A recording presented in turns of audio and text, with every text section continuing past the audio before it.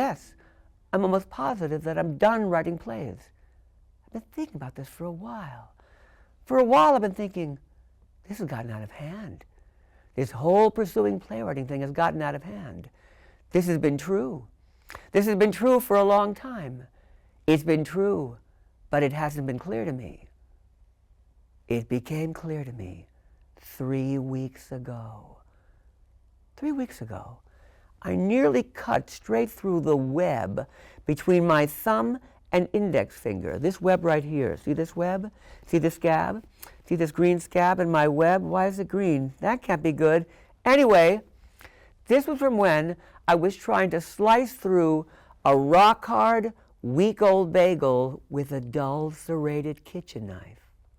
I was holding it like this and hacking at it like this. Hack, hack, hack, hack, hack, hack. Ah! And then I hacked right through my web. I was bleeding like crazy. I was bleeding a shocking amount. I thought I might bleed out and die. In an instant, I thought, I need to go to the hospital. In a second instant, I thought, no, I can't afford to.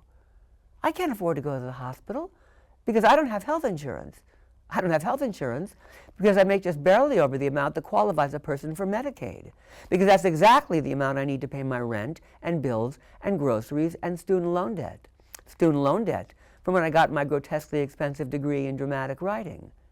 And then, bleeding on my kitchen floor, my life flashing before my eyes, I started thinking about all the wrong turns I've made in my life, starting with that grotesquely expensive degree in dramatic writing. Thought about the time my cousin offered me that office job with benefits, and I turned it down because it conflicted with the summer I was going to be the playwright in residence at some festival no one's ever heard of in Breadloaf, Vermont. That's the real name of a real town, Breadloaf, Vermont.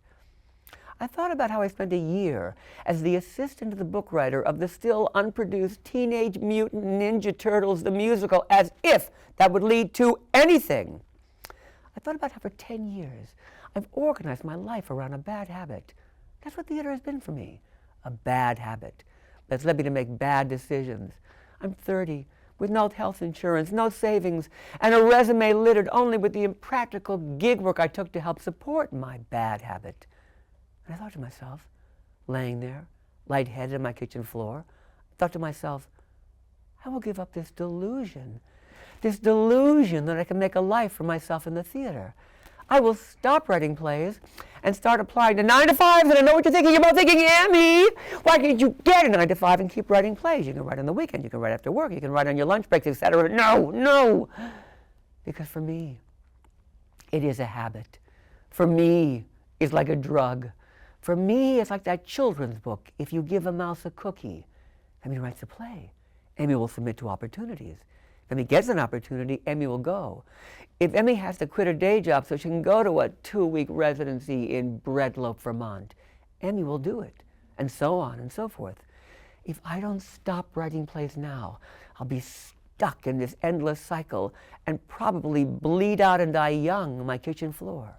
That's David Greenspan performing a scene from Mona Pirnot's new play. I'm assuming you know David Greenspan. It is so wonderful to be with you all right now. Hi, I'm Amy Goodman from Democracy Now!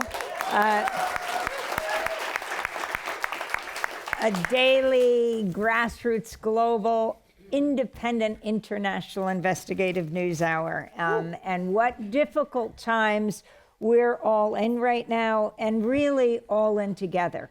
And to be here with you on May Day, on Workers' and Immigrants' Day, that's being honored and protested all over the country and around the world, the voices of people who are not usually heard. They are not invited into the corporate media studios. They have to shout and sing and band together.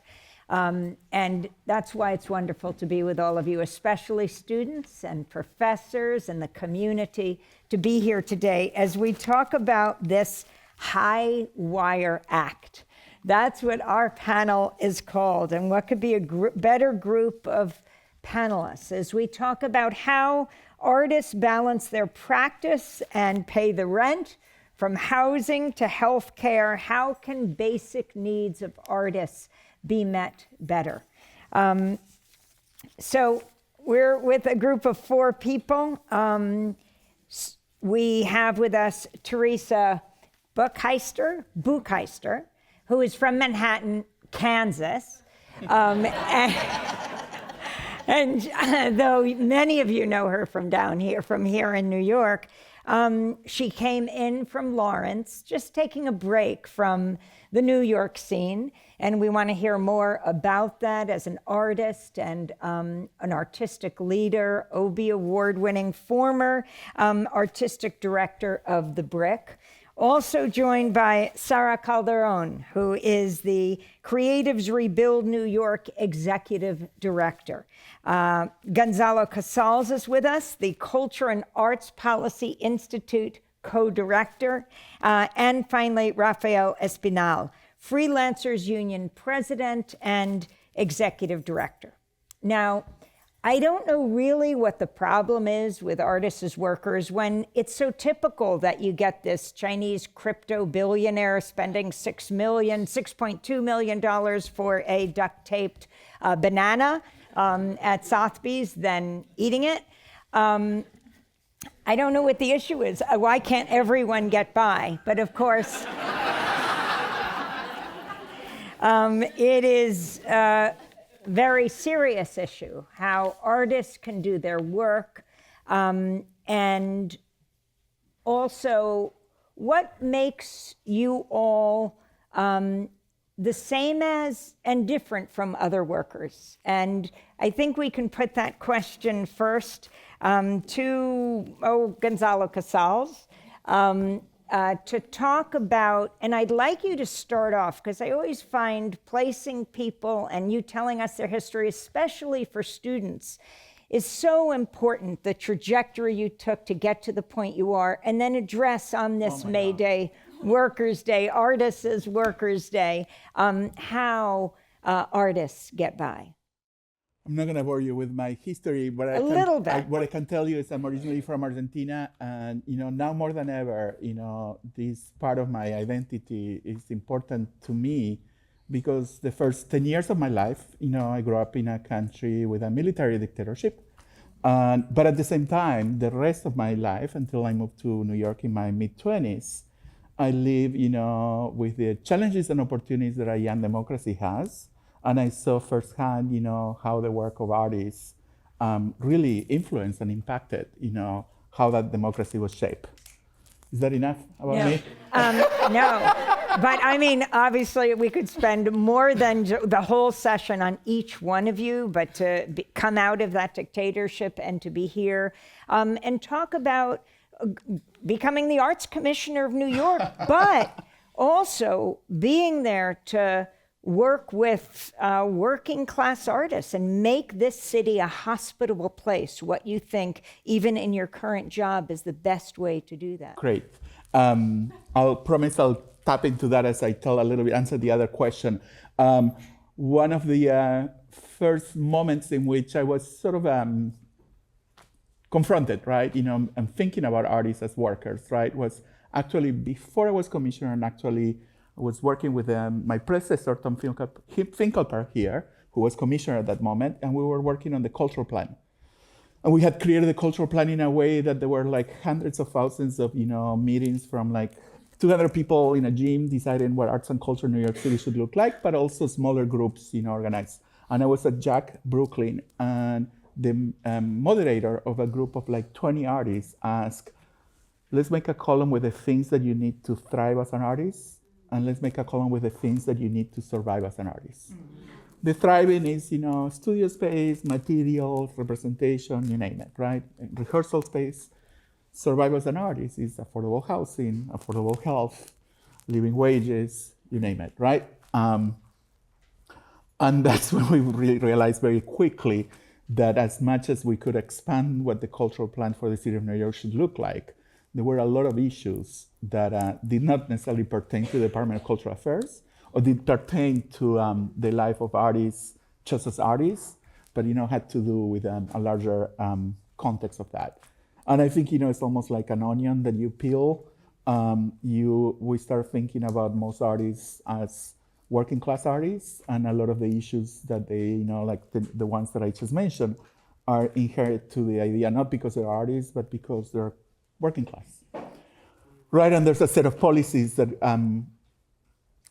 us in arts and culture and artists, we should join, coalitions that are larger than just us, but that, deal with, the policies that we need to change to make, working class a better way to live in this society. Then you have, the other context in which most artists work as freelance workers, right? And when I was doing some research after being at the city with Mellon, we talked to a few researchers, and there's this person in particular that was researching gig workers, and basically was looking at 3 different groups: sex workers, undocumented workers, and artists. And the last two things, and I was really surprised that they picked artists, right? But the 2 things that artists did not sort of there was no coincidence with the other groups, is that the other 2 groups, they saw themselves within 5 years out of that working condition, right? And that one of the biggest challenges they had was the lack of consistency in their schedule. With artists, right, continue to really put it, I was just listening to David, right? Why artists, they don't see themselves in 5 years out of that condition? Because of the promise of making it, whatever that is, right? But also the passion, right? That, like artist is an identity. And the other part was, that they saw this inconsistency in the schedule as an advantage to be able to manage their time and have studio time. There's a lot of other reasons why, being a freelancer is not a good, it's not a good idea, and I'm going to let Rafael speak about that. But sort of you have, working class, then within working class, you're not even a freelancer, right? A gig worker. And then we can talk more specifically, and a lot of former panelists have been touching upon this, is the working conditions, inherent to being an artist, the profession, right? And the structure and the structure within this sector in which we have a trickle-down economy, while the work of the artists are at the center of that economy, the artists themselves are at the very bottom of that. When we put a lot of emphasis in presenting the object or presenting the experience, but we have no investment and no care for those that are creating that outcome that we all present, right? That said, and I'm not just defending, that economy, but it's also important to understand that that economy is also within, the sectors within another trickle-down economy in which arts and culture are at the very bottom, right? And the message, and I think Jose Serrano was talking about this earlier, the message I would send is, because we have created policies that allow for people, government, and foundations to make donations to the arts and culture, we're sending the message that, we're getting a handout, when actually, right, we should be getting a reinvestment because of the economic impact, the social impact that we make in our society. Theresa Buchheister, you're not here anymore, though you're planning to come back to New York. You led, that's an order. You led the Brick Theater to receive an Obie Award. You founded Tidal Point, an experimental theater company, the Exponential Festival, January Performance Festival, showcasing avant-garde artists. Also co-founded Vital Joint, a venue celebrated for hosting alternative comedy, experimental dance, unconventional film screenings. Here for 2 decades, but then you went home to Kansas, and I think it goes to the very point of the subject today. How do working artists survive? Talk about the challenges and how you can see returning what you would need. And that really would be a model for what we're talking about today. Yeah. The other thing that I did put in my bio is all the day jobs that I've had, because I felt like that was really important to mention that since I was 13, I had jobs that were not in the arts, including all 20 years of being in New York, because I had no other means to pay my rent and buy food. So I had to. And I think There are a couple of things that it comes to perception and priorities. The Brick, when I took over January 2020, had a lot of problems, over $100,000 in debt, like $2 in the bank account, an inaccessible space, and a budget that was barely above paying rent, basically. And then a pandemic happened. So it was an interesting time to try to build something, and yet we did. And a lot of that is looking at the resources that you have and trying to make something with it, which is always what I have done with my theater company, with the Exponential Festival, which started with a $0 budget, just what I was making at my day job to fund a festival. But one of the things that we ran into is when we started to get perceived as having more value, which meant very little to me because we'd been doing the same things for so many years. It was just about the perception of people with money. We would apply for money because we were now eligible for it, but then we'd get told that because nobody at the Brick was full-time, they could not fund us. They didn't look at anything else as far as I could tell, but because, and it wasn't that no one was working full-time, no one was being paid full-time, so they couldn't give us money. And it's that catch-22, so I wanted to like hone in on one, because there are many others like that, of like, you can't be this because you don't have this. It's like going to the bank and being like, my account is negative because of the fees, and it's because I'm poor that I have these fees, and they're like, oh, sorry. And so it just felt like that for, and it continues to feel like that. So I think really addressing these issues of how can actually someone or a festival or a space or an organization actually find sustainability to continue and to build relationships and allow those to flourish and make space for other people if the people at the top say you can't do it because you don't already have it. So that's, a lot of what I'm will continue to try to figure out for the rest of my life. But really what I need to come back is the ability to pay my rent. And so if anyone's hiring, let me know.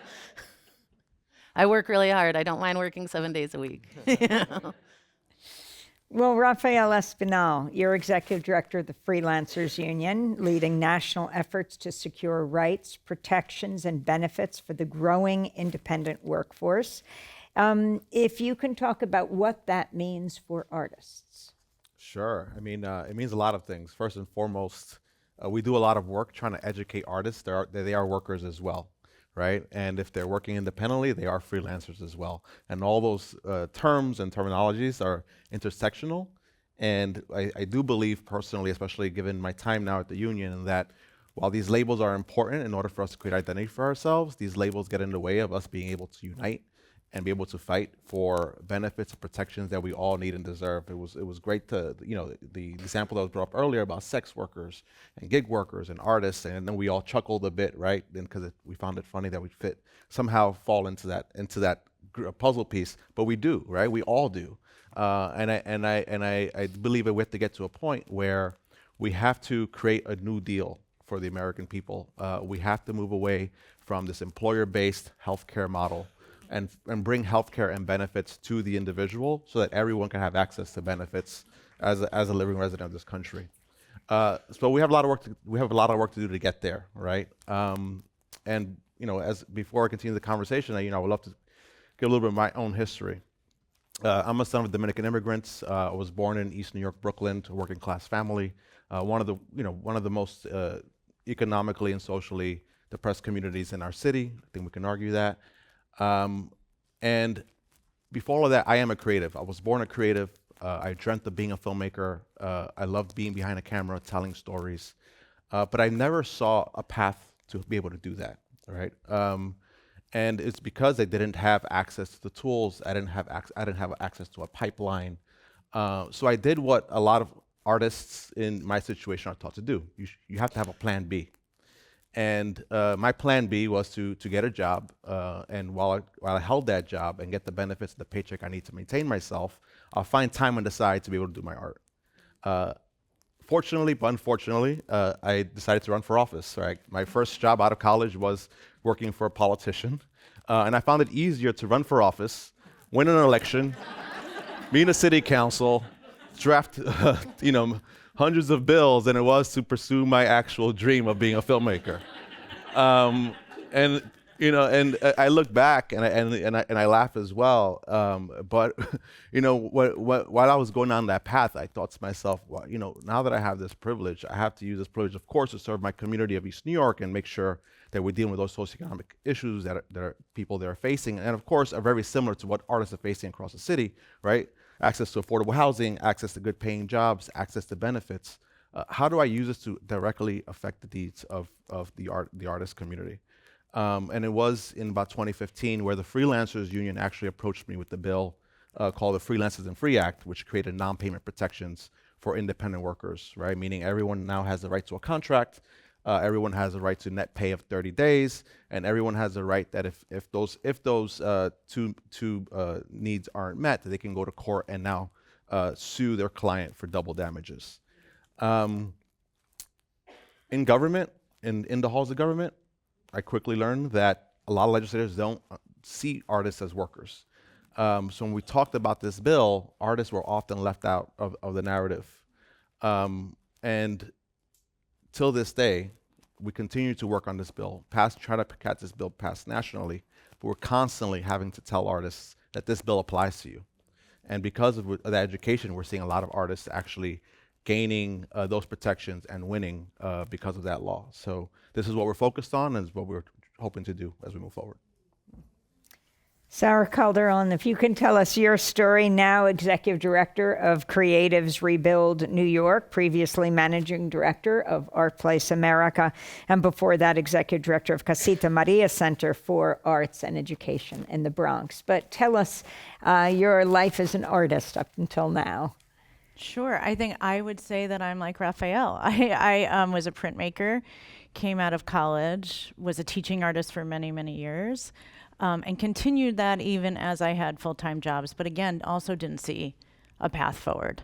And so I ended up in education. I ended up in education research and evaluation work. And I think that actually now looking back, provided a lot of a really clear understanding in education where class and the ideas of sort of working class come up quite a bit. Bringing that work into arts and culture now and thinking about what I've been thinking about for the past 2 years is sort of artist employment. And really key to that is this idea of sort of access to benefits and access to a salary, right, that is consistent, as well as time for one's artistic practice. And thinking about about guaranteed income, and this idea of sort of artists being deserving of support to get sort of their basic needs met, right, and their safety net met. And I think all of that also, I think one of the most important things that we've done at Creatives Rebuild New York is collect data about artists, which I think is really important to this field to really understand what's happening. When we collected data from about 13,000 artists across New York State a couple of years ago and really saw what was happening out there, right? We saw that there were 46% or so of folks were gig workers, 85% of folks were making under $50,000 a year, and sort of over 60%, almost 2/3 of folks had no financial safety net if they were going to have a medical emergency or another type of emergency. And I think the importance of that data, the importance of understanding that, I think came from my work, I would say, in education, when my artist career failed. And then what you're doing right now. So what I'm doing right now, Creatives Rebuild New York was a 3-year initiative, all funded by Philanthropy. We created 300 jobs for artists for 2 years. Every artist received $65,000 a year plus benefits. And then we had 2,400 artists who received guaranteed income, $1,000 a month 18 months of no strings attached cash. So we did that. We then did a lot of research about it to figure out sort of, did it work, right? How did this work for artists? Did employment support help them in the ways that they needed to be supported, and did guaranteed income work for them as well? And now we're thinking through ideas that are aligned with other folks on this panel around how do we think about cash policies and integrating artists into the work that non-arts folks are thinking about around sort of cash policies and guaranteed income. How do we think about advocacy for creative workers? How do we think about things like portable benefits for creative workers as well, and trying to do that work while we're also sunsetting our organization, purposely sunsetting. So, Rafael, since you were on both sides, I mean, you were a state legislator, you're a city council member, how do you think you could be approached most effectively when you're on that side where you can be heard? And I also think this issue of healthcare is just so critical, why it isn't the rallying cry of people all over the country, artists or not. And yet it's so rarely raised by our elected politicians, the idea of healthcare for all. Yeah, I mean, I think like every other issue that gets prioritized, it takes, unfortunately, money, but it takes organization, right? It takes people coming together, organizing behind an idea, coming to terms and agreeing behind that idea, and taking a laser-focused approach on approaching the right legislators that believe in your mission, and they're going to carry that mission for you and do the work in convincing their colleagues that this is the path forward. But of course, the hardest part of that is bringing everyone to the table, right? Sarah and I were having a conversation earlier this morning about how there are 5 different events happening across the city, and how amazing would it have been if we all just sat together and said, hey, we could have one awesome large event behind May Day, behind artist workers, right? So I think that is what it's gonna take, right? And we have to, again, as I mentioned earlier, break down the barriers of seeing ourselves, of labeling ourselves, and working in silos, and find a way where we can have an open narrative and conversation, so that when we approach the legislator, they see the power in numbers, and we're also able to pull our resources as organizations working together to ensure that we have the capital we need to change those decisions and make those policies that we find important to come to fruition. Mm-hmm. Where can artists go? I mean, you both know this from your end as an artistic leader, from being at the Brick here in New York, but where can you go to get these resources? And the whole issue of everything from healthcare to rent, and what you find is the most effective way to also, as a journalist, to approach the media, which is the forum that we all are supposed to have these debates and discussions about what makes this city livable as an artist and an artist leader. I think there's a few things that need to happen. Once I start working for government, and then philanthropy and then policy, you just see things systemically, right? And I almost wanted to start a campaign for small organizations, but also for artists, saying that it's not your fault, right? And for many artists and people run small organizations, they think the failures of their careers, their organizations, is because they don't have the skills, they don't have the capacity, right? When the system is not working, right? Once you realize that the system is not working, right, then you have to figure out, where do I put the pressure, and who do I build coalition, to put that pressure. And you start with the people right, the artists, right, and there's so many organizations do that.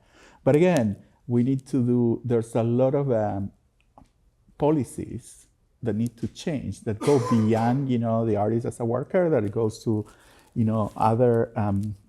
other sectors, and we're very good at, in arts and culture in general, to isolate and reinvent the wheel. We need to change that. What is also, I think, is very important is also understand that as part of the systemic, right, that path forward. Well, the only path forward that we know is the one that the system allows, and only to a few, which is you're going to put a lot of work in your work with nobody supporting you, hoping that somebody's going to see your work. You're going to get a show. That show is going to become gallery representation, or you're going to, get, performing arts, you name it. and then sell a banana for $6 million, right? That's not the only path forward. And actually, we did a sort of like a small experiment during the pandemic when I was in government, in which was we wanted to give money directly to artists. It's impossible for the city to do that, so we partnered with a group of what you would call artist service organizations or intermediaries, Dance NYC in the space. Many great organizations doing a lot of work to support artists, and I would advise that to go to resources, just look for the artist service organizations in your area. But what we did is let's work with them, but rather than to give money to culture organizations, let's give the money to the artists and have the artists decide what they want to do with the money and how they want to present that work, right? And then we create a coalition of a lot of organizations that were willing to sort of showcase the work. 75%, we put $25 million, on the summer of 2022, the first time probably in 4 decades that the city put so much money for artists. $5,000 grants, and 75% of those artists decided to present their work outside that you would call sort of an orthodox cultural venue. Firescapes, bars, churches, gardens, parks, you name it, right? So to me, that again, very small experiment, the lesson of, where do you put the power, right? If we understand the artists are at the bottom of that trickle-down economy, what if we give the money and then the money moves up? And what happens, right? That's number one. And number two is when you change that dynamic of who makes the decisions, right? Maybe the path forward that Rafael and so many and Sarah so many didn't see, maybe changes, right? It's not that I need to get picked up by a museum. It's just, where do I find the resources and where do I get present the work in the best possible way? Can I riff on that? Yeah. So interestingly, when artists got the $5,000 in 2021 was when that 22, the brick was flooded with emails of, I have to present my work for free. Do you have any space in your calendar? And I hosted a lot of them, but the risk that became for the brick was that our model of necessity at that time was a box office split. So to do a show for free, and we were so happy that these artists were getting $5,000, but then the brick was basically doing it on our own expense. And so it is, to put the power into the hands of the artists is so important, but to support the spaces that need to host them is also important. I'd also love to shout out indie space. If you want to get support for artists for real, Indie Space is the best organization in New York. And they're always listening to artists and responding actively to what they're actually learning. And they do it more quickly than I think some other organizations can. And the other thing I'd say is definitely, speaking of journalism, read Helen Shaw's second most recent piece in The New Yorker about funding. Required reading, everyone. And it's sad, but it's also, we need this information so that then we can continue and we can understand who we're working with, how to do it, and evaluate our resources and actually take steps forward. I think there'd also be a benefit to having classes in some of these institutions about how to run a space, what it takes and how to do it so that they're not just folding constantly. And maybe that can partner with some aspect of real estate incentives in New York in order for people to run more spaces. There should be more spaces. There used to be way more DIY spaces, but gentrification and people making noise complaints in neighborhoods where they don't want residential buildings hosting shows, fine, but now there aren't young people running spaces anymore. So then you get into this position of you have to have like a PhD and MFA and a bunch of rich friends in order to run a space. And that's messed up because you have to have space, like you're saying, to make stuff. And like I've made stuff in fire escapes, gardens, on a raft on the Gowanus Canal. Like we've all done it, it's great. But we also, there's space here. There's space, and people need to learn how to run it, how to keep them safe, and how to welcome people in. Space is really powerful. Theresa, how does philanthropy get it wrong? And then I want to... And how can they get it right? And I want to put that question to Sada as well. I think everyone feels the sting of rejection when you're an artist more times than you'd like to. So I don't think that they're always getting it wrong, but it's who they're looking at, and who they're looking at are the people that already have it, and you see who the Guggenheims are going to, who the Dukes are going to, and you're like, cool, these really established artists who already make a living being an artist. Great. And so it's hard to not take that personally when you're just, you're not in the place where you're already being viewed as valuable by the moneyed institutions and philanthropists. So how do you even hit the radar? Is a question. And, I don't know, like 20 years ago, I was like, if I get into the New York Times and get an Obie, then that will be it. And then it's like, nah, that's not, no. So yeah, I think it's how are people looking for things? Who are they talking to? If they are disconnected from the scene because they don't really have time or interest of going out to this stuff, then who has their ear? Because if they're listening to someone, maybe they should be listening to people that aren't already rich. I don't know. And then what was the other question? And how can they get it right? How can they get it right? I think it's these focus groups, sort of. But how do you get into the focus group? Who are people listening to? What are they paying attention to? And honestly, I don't know how they're choosing these things to give money to. I think it is just access, because these things are happening all the time. But also, people are always like, "How do I find things to do?" And I'm like, "You're in New York. What? Like, how do you find things to do? There's so many ways to find out." And so maybe philanthropists could diversify the way they find out about things, and that could help a lot. Sarah?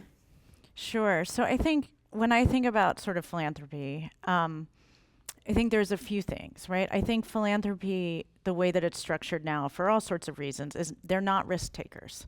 So what that means is that they're not going to go fund the group that doesn't have the track record, right? That's the problem. And what that leads to, right, is really funding the people that over and over again, right? Or that are sort of the trusted people.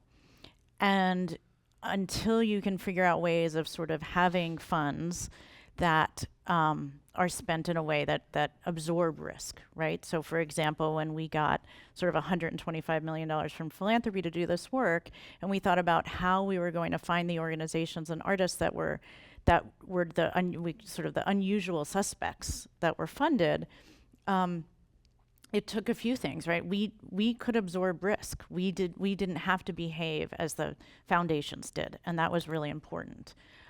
We could assume that some of the grants that we made might fail, right? And that's really important. We also hired artists as an outreach corps to go find folks across the state who maybe had never applied before, right? Or who had never been engaged before. So I think risk is really important in understanding that. I think collaboration between foundations would be ideal, and more than just collaborating and putting their funds together, I think thinking a lot more about outcomes, right? What does success really look like? What's the outcome that we really want? And I'm not convinced that philanthropy is really thinking in that way when they are collaborating, that they really can articulate what the outcome is, and they can really try and see, like, at the end of these investments, what does the world look like? I'm not just talking about hard data. I'm talking about, like, what really do we want as a collaborative group of folks for this to look like? And I think the last thing is that traditionally arts philanthropy has thought a lot about merit, right? And merit-based funding, I think, has really inhibited the sort of getting funds directly to artists and getting them to a variety of artists where you don't know where you're looking at folks at different points in their career, and you're thinking about them as workers and as creative workers, and you're not just thinking about, are they good or not?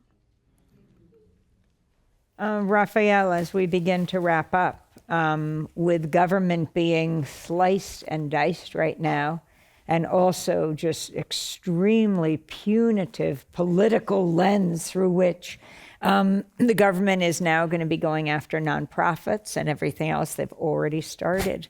What do you see as the best shield and the best way artists can come together and protect each other? Very, very tough question, but I think very difficult question. But I do believe that if we just have to look back 5 years ago. If we look back at the pandemic, right, when there were so many artists, so many independent workers who were sitting at home wondering what is going to happen to their work, to their ability to bring home an income. I think that when the country saw that there were millions of people who have fell through the cracks because the system that was designed was not designed to include them, was going to, the fact that that was going to topple the economy as a whole, it forced government to take action, right? And I think that we, and I guess during that time as well, we also saw on a grassroots level, people coming together, helping each other through mutual aid, right? We had the refrigerators being put out into the streets. We had, folks finding ways to bring their art together online and using their networks to showcase their art, raise money, be able to give each other cash assistance and support. So I do believe that we have to recreate that urgency right now as a society as a whole, and bring the best people in the room, but bring everyone else in with us as well to create those resources. And Gonzalo, I want to end where we began with this discussion of the current political climate. Again, you having come out of Argentina with the mothers of the disappeared marching in the Plaza de Mayo. Have you seen my son? Have you seen my grandchild? We're seeing that very thing play out today, right now. Today on Democracy Now! We just did a piece on a 19-year-old Venezuelan teenager who his cousin watched as ICE moved in on the Bronx, took him, and one agent said to the other, "This isn't the guy," and they said, "Take him anywhere, anyway," and he's now in the Supermax notorious prison, SECOT, in El Salvador, and his father risking everything, has never been apart from his son, even traveling through from Venezuela here, to speak out and say, "Where is my son?" They're all being held incommunicado. You as a person who comes from Argentina, and you as a person deeply involved with the arts is the place of dissent, how it can be protected now. Oh my God. Yes, and sometimes we don't even know where these folks are being taken, and they're moving around the country in a way that families cannot follow where they are. I think there's a question. There's two answers to this, right? And there's a question we're all trying to answer. Number one, again, I insist we have artists and us creatives. We have a gift that we can give to our society. We should really connect with folks that have been creating movements, that have been doing this work for a long time, and rather than create our own thing from scratch, join those movements and just offer the gift that we have. Art help us, understand our humanity. Art help us to communicate, to bring us together. And then, the other way to answer this very shortly is many of us are looking back at the 1990s cultural wars as a way to help us make sense of what's coming to us now. And there is this article that Ruby Lerner wrote in 1995 during the cultural wars, and I was reading it yesterday, and there's a quote by Arthur Danto, which I think is really important about, what is it that we can do ourselves. And it says, "It is healthy for art to vacate the position of pure aestheticism, right? Leave the aesthetics out, in which conservative critics seek to imprison it. Right? Let's keep it in the aesthetic corner, and to try to affect that the way viewers respond to the most meaningful matters of their lives, right?